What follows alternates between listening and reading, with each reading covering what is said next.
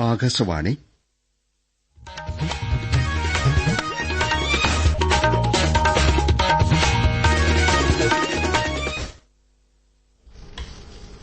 നമസ്കാരം.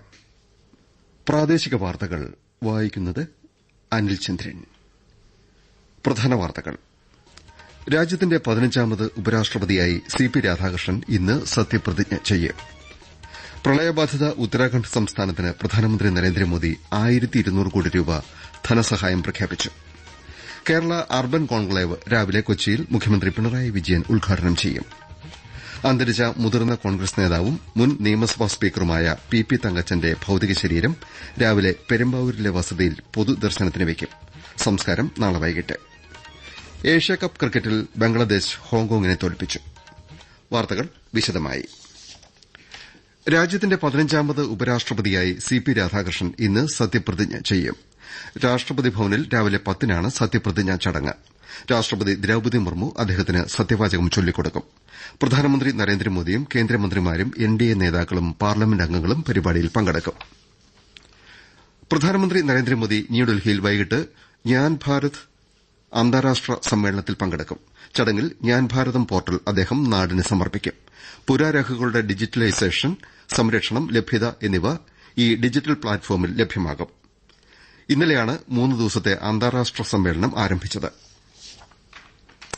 പ്രളയബാധിത ഉത്തരാഖണ്ഡ് സംസ്ഥാനത്തിന് പ്രധാനമന്ത്രി നരേന്ദ്രമോദി 1200 കോടി രൂപ ധനസഹായം പ്രഖ്യാപിച്ചു. മേഘവിസ്ഫോടനവും മഴയും മണ്ണിടിച്ചിലും മൂലം വ്യാപക നാശമുണ്ടായ ഡെറാഡൂണിൽ ഇന്നലെ പ്രധാനമന്ത്രി വ്യോമനിരീക്ഷണം നടത്തിയിരുന്നു. ദുരന്തത്തിൽ മരിച്ചവരുടെ ആശ്രിതർക്ക് 2 ലക്ഷം രൂപ വീതവും പരിക്കേറ്റവർക്ക് 50,000 രൂപ വീതവും നൽകും. രക്ഷിതാക്കൾ മരിച്ച കുട്ടികൾക്ക് പിഎം കെയേഴ്സ് പദ്ധതിയിൽ എല്ലാ സഹായങ്ങളും നൽകുമെന്നും പ്രധാനമന്ത്രി അറിയിച്ചു. ബിജെപി ഈ മാസം 17 മുതൽ രാജ്യവ്യാപകമായി സേവാ പക്ഷാചരണം സംഘടിപ്പിക്കും. പ്രധാനമന്ത്രി നരേന്ദ്രമോദിയുടെ ജന്മദിനമായ 17-ന് തുടങ്ങുന്ന സേവാ പക്ഷാചരണം ഒക്ടോബർ 2 വരെ തുടരുമെന്ന് കേന്ദ്രമന്ത്രി ഭൂപേന്ദ്ര യാദവ് ന്യൂഡൽഹിയിലെ പാർട്ടി ആസ്ഥാനത്ത് അറിയിച്ചു. വരും മാസങ്ങളിൽ മലമ്പനിക്കും ഡെങ്കുവിനുമെതിരെ ജാഗ്രത പാലിക്കണമെന്നും പ്രതിരോധ നടപടികൾ ശക്തമാക്കണമെന്നും കേന്ദ്രമന്ത്രി ജെ.പി. നദ്ദ സംസ്ഥാന മുഖ്യമന്ത്രിമാർക്ക് നിർദ്ദേശം നൽകി. ന്യൂഡൽഹിയിൽ ഇന്നലെ രാജ്യത്തെ ഡെങ്കു മലമ്പനി സാഹചര്യം അവലോകനം ചെയ്യുകയായിരുന്നു അദ്ദേഹം.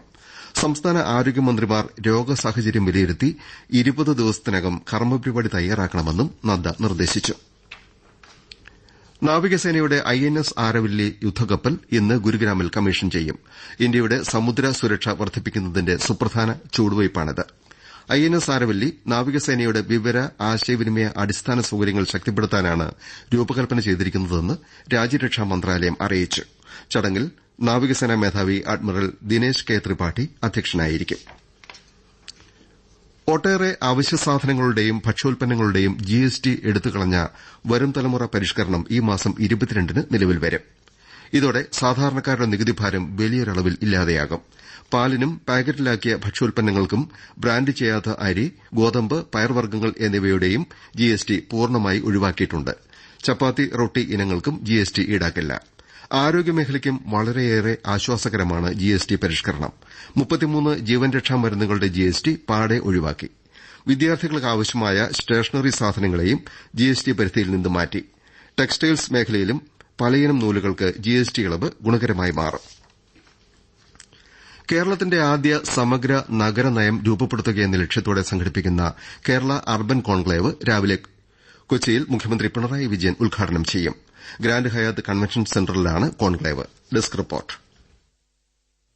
ആസ്പയറിംഗ് സിറ്റീസ് ത്രൈവിംഗ് കമ്മ്യൂണിറ്റീസ് എന്ന ആശയത്തിലാണ് കോൺക്ലേവ് സംഘടിപ്പിക്കുന്നത്. കേന്ദ്രമന്ത്രി മനോഹർ ലാൽ ഖട്ടർ മുഖ്യാതിഥിയാകും. കേന്ദ്ര സഹമന്ത്രി ജോർജ് കുര്യൻ, മന്ത്രിമാരായ കെ.എൻ. ബാലഗോപാൽ, കെ. രാജൻ, എ.കെ. ശശീന്ദ്രൻ, പി. രാജീവ്, പ്രതിപക്ഷ നേതാവ് വി.ഡി. സതീശൻ തുടങ്ങിയവരും വിദേശരാജ്യ പ്രതിനിധികളും മുതിർന്ന ഉദ്യോഗസ്ഥരും പങ്കെടുക്കും. മന്ത്രി എം.ബി. രാജേഷ് അധ്യക്ഷനായിരിക്കും. 2 ദിവസങ്ങളിൽ 36 സെഷനുകളാണ് കോൺക്ലേവിൽ ഉണ്ടാവുക.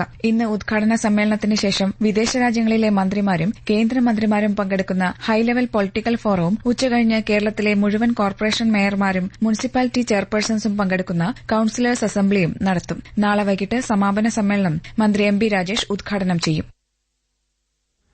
മലപ്പുറം മുതുവല്ലൂർ ഗ്രാമപഞ്ചായത്തിനെ സമ്പൂർണ്ണ കുടിവെള്ള പദ്ധതി പൂർത്തീകരിച്ച ജില്ലയിലെ ആദ്യ പഞ്ചായത്തായി മന്ത്രി റോഷി അഗസ്റ്റിൻ രാവിലെ പ്രഖ്യാപിക്കും. മുണ്ടക്കുളത്താണ് ചടങ്ങ്. ഇന്നലെ ആലുവയിൽ അന്തരിച്ച മുതിർന്ന കോൺഗ്രസ് നേതാവും കെപിസിസി മുൻ പ്രസിഡന്റും മുൻ നിയമസഭാ സ്പീക്കറുമായ പി തങ്കച്ചന്റെ ഭൌതിക ശരീരം രാവിലെ പെരുമ്പാവൂരിലെ വസതിയിലെത്തിക്കും. നാളെ ഉച്ചവരെ പൊതുദർശനത്തിന് വയ്ക്കും. സംസ്കാരം നാളെ വൈകിട്ട് നെടുമ്പാശ്ശേരി മാർ ഷാബോർ അഫ്രോത്ത് യാക്കോബായ സുറിയാനി കത്തീഡ്രലിലാണ്. പി തങ്കച്ചന്റെ നിര്യാണത്തിൽ ഗവർണർ രാജേന്ദ്ര വിശ്വനാഥ് ആർലേക്കർ അനുശോചിച്ചു. സ്പീക്കർ, മന്ത്രി, കെപിസിസി പ്രസിഡന്റ്, യുഡിഎഫ് കൺവീനർ എന്നീ നിലകളിൽ പി തങ്കച്ചന്റെ പൊതുസേവനം എന്നും നന്ദിയോടെ ഓർമ്മിക്കപ്പെടുമെന്ന് ഗവർണർ അനുശോചന സന്ദേശത്തിൽ പറഞ്ഞു. സ്പീക്കർ എ എൻ ഷംസീർ, ലോക്സഭാ പ്രതിപക്ഷ നേതാവ് രാഹുൽ ഗാന്ധി, പ്രിയങ്ക ഗാന്ധി എംപി, പ്രതിപക്ഷ ഉപനേതാവ് പി കെ കുഞ്ഞാലിക്കുട്ടി, യുഡിഎഫ് കൺവീനർ അടൂർ പ്രകാശ് തുടങ്ങിയവരും തങ്കച്ചന്റെ നിര്യാണത്തിൽ അനുശോചിച്ചു. കേരളം സംരംഭങ്ങൾക്ക് പറ്റുന്ന നാടായി മാറിക്കഴിഞ്ഞെന്നും വ്യവസായ സൌഹൃദ റാങ്കിങ്ങിൽ രാജ്യത്ത് ഒന്നാം സ്ഥാനം സംസ്ഥാനത്തിനാണെന്നും മന്ത്രി പി രാജീവ് പറഞ്ഞു. മലപ്പുറത്ത് സംഘടിപ്പിച്ച ജില്ലാതല നിക്ഷേപക സംഗമം ഓൺലൈനായി ഉദ്ഘാടനം ചെയ്യുകയായിരുന്നു മന്ത്രി. കൊച്ചി ആഗോള നിക്ഷേപക സംഗമത്തിൽ ലഭിച്ച വാഗ്ദാനങ്ങളുടെ അടിസ്ഥാനത്തിൽ 25% പദ്ധതികളുടെയും നിർമ്മാണം ആരംഭിച്ചതായി മന്ത്രി പറഞ്ഞു. മലപ്പുറം എടരിക്കോട് സ്പിന്നിംഗ് മില്ലിൽ ഉൽപാദനം പുനരാരംഭിച്ചു. 2.5 വർഷം മുൻപാണ് മില്ലിൽ ലേ ഓഫ് പ്രഖ്യാപിച്ചത്. Kerala textiles corporation managing director Arunachalam Sukumar മില്ലിന്റെ പ്രവർത്തനം ഉദ്ഘാടനം ചെയ്തു. അബുദാബിയിൽ ഏഷ്യാകപ്പ് ക്രിക്കറ്റ് ഗ്രൂപ്പ് ബി മത്സരത്തിൽ ബംഗ്ലാദേശ് 7 വിക്കറ്റിന് ഹോങ്കോങ്ങിനെ തോൽപ്പിച്ചു. ആദ്യം ബാറ്റിംഗിനിറങ്ങിയ ഹോങ്കോങ് 7 വിക്കറ്റ് നഷ്ടത്തിൽ 143 റൺസെടുത്തപ്പോൾ ബംഗ്ലാദേശ് 17.4 ഓവറിൽ ലക്ഷ്യം മറികടന്നു. ആലപ്പുഴയിൽ സമാപിച്ച നെഹ്റു ട്രോഫി വള്ളംകളിയുടെ മുഴുവൻ മത്സരഫലവും ഇതുവരെ പുറത്തുവന്നില്ല.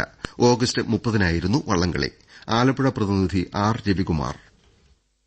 നെഹ്റു ട്രോഫി വള്ളംകളിയുടെ ഫൈനലിൽ 1ാം സ്ഥാനക്കാരെ മാത്രമാണ് ഔദ്യോഗികമായി പ്രഖ്യാപിച്ചത്. പരാതികൾ ഉയർന്നതിനാൽ അന്തിമവിധി ഇതുവരെയും ഉണ്ടായിട്ടില്ല. ജൂറി ഓഫ് അപ്പീലാണ് പരാതികൾ പരിഗണിക്കുന്നത്. വീഡിയോ അടക്കമുള്ള തെളിവുകൾ ശേഖരിച്ച് ജൂറി ഓഫ് അപ്പീൽ ഉടൻ അന്തിമവിധി പ്രഖ്യാപിക്കും. ചാമ്പ്യൻസ് ബോട്ട് ലീഗ് മത്സരങ്ങൾ ഈ മാസം ആരംഭിക്കാനിരിക്കെ ഉടൻ വിധി പ്രഖ്യാപനം ഉണ്ടാകുമെന്നാണ് അറിയുന്നത്. നെഹ്റു ട്രോഫിയിലെ ആദ്യ 9 സ്ഥാനക്കാരാണ് ചാമ്പ്യൻസ് ബോട്ട് ലീഗിൽ മത്സരിക്കുന്നത്. നെഹ്റു ട്രോഫി വള്ളംകളിയുടെ ചീഫ് സ്റ്റാർട്ടർ, അമ്പയർ, നിരീക്ഷകർ എന്നിവരിൽ നിന്നും വിവരങ്ങൾ ജൂറി ഓഫ് അപ്പീൽ സമാഹരിച്ചിട്ടുണ്ട്. വിധി പ്രഖ്യാപനം വരാത്തതിനാൽ വള്ളങ്ങൾക്കുള്ള ബോണസ് വിതരണവും തടസ്സപ്പെട്ടിരിക്കുകയാണ്. ചുണ്ടൻ വള്ളങ്ങൾക്കുള്ള ബോണസ് വിജയികളുടെ സ്ഥാനം കണക്കാക്കിയാണ് നിശ്ചയിക്കുന്നത്.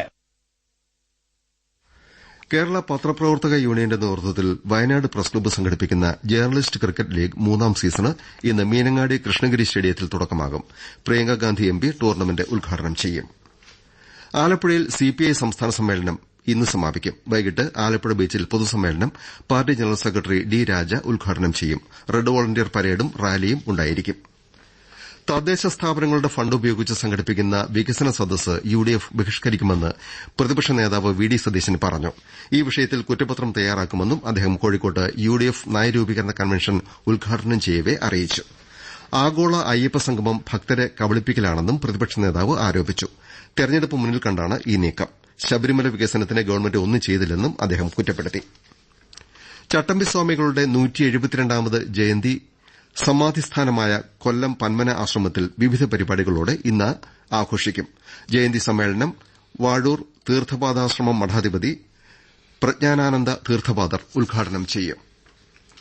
കോഴിക്കോട് പൂഴിത്തോട് വയനാട് പടിഞ്ഞാറത്തറ ബദൽ റോഡിന്റെ സാധ്യതാ പഠനത്തിന്റെ ഭാഗമായി വനമേഖലയിൽ ജിപിഎസ് സർവേക്ക് തുടക്കമായി.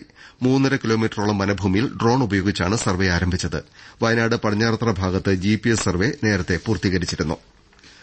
കണ്ണൂർ കണ്ണപുരം കീഴറ സ്ഫോടനവുമായി ബന്ധപ്പെട്ട് 2 പേരെ കൂടി പോലീസ് അറസ്റ്റ് ചെയ്തു. പടുവിലായി സ്വദേശി അനീഷ്, ഉരുവച്ചാൽ സ്വദേശി രഹീൽ എന്നിവരെയാണ് കണ്ണപുരം പോലീസ് അറസ്റ്റ് ചെയ്തത്. ഓഗസ്റ്റ് 30-ന് പുലർച്ചെ കീഴറയിലെ വാടക വീട്ടിൽ സ്ഫോടനത്തിൽ ഒരാൾ മരിക്കുകയും സമീപത്തെ വീടുകൾക്ക് നാശം നേരിടുകയും ചെയ്തിരുന്നു. ഉന്നതകളിൽ സഞ്ചരിക്കുന്ന റേഷൻ കടകൾ ഉറപ്പാക്കണമെന്ന് സംസ്ഥാന ഭക്ഷ്യ commission chairperson doctor Jinu Zacharia Oommen കാസർകോട്ട് നിർദ്ദേശം നൽകി. വെള്ളരിക്കുണ്ട് താലൂക്കിലെ ഗോത്രമേഖലകൾ സന്ദർശിച്ച് കമ്മീഷൻ സംഘം ഭക്ഷ്യഭദ്രതാ പ്രവർത്തനങ്ങൾ വിലയിരുത്തി. പ്രധാന വാർത്തകൾ വീണ്ടും. രാജ്യത്തിന്റെ 15ാമത് ഉപരാഷ്ട്രപതിയായി സിപി രാധാകൃഷ്ണൻ ഇന്ന് സത്യപ്രതിജ്ഞ ചെയ്യും. പ്രളയബാധിത ഉത്തരാഖണ്ഡ് സംസ്ഥാനത്തിന് പ്രധാനമന്ത്രി നരേന്ദ്രമോദി 1200 കോടി രൂപ ധനസഹായം പ്രഖ്യാപിച്ചു. കേരള അർബൻ കോൺക്ലേവ് രാവിലെ കൊച്ചിയിൽ മുഖ്യമന്ത്രി പിണറായി വിജയൻ ഉദ്ഘാടനം ചെയ്യും. അന്തരിച്ച മുതിർന്ന കോൺഗ്രസ് നേതാവും മുൻ നിയമസഭാ സ്പീക്കറുമായ പി തങ്കച്ചന്റെ ഭൌതിക ശരീരം രാവിലെ പെരുമ്പാവൂരിലെ വസതിയിൽ പൊതുദർശനത്തിന് വയ്ക്കും. സംസ്കാരം നാളെ വൈകിട്ട്. ഏഷ്യാകപ്പ് ക്രിക്കറ്റിൽ ബംഗ്ലാദേശ് ഹോങ്കോങ്ങിനെ തോൽപ്പിച്ചു. പ്രാദേശിക വാർത്തകൾ കഴിഞ്ഞു.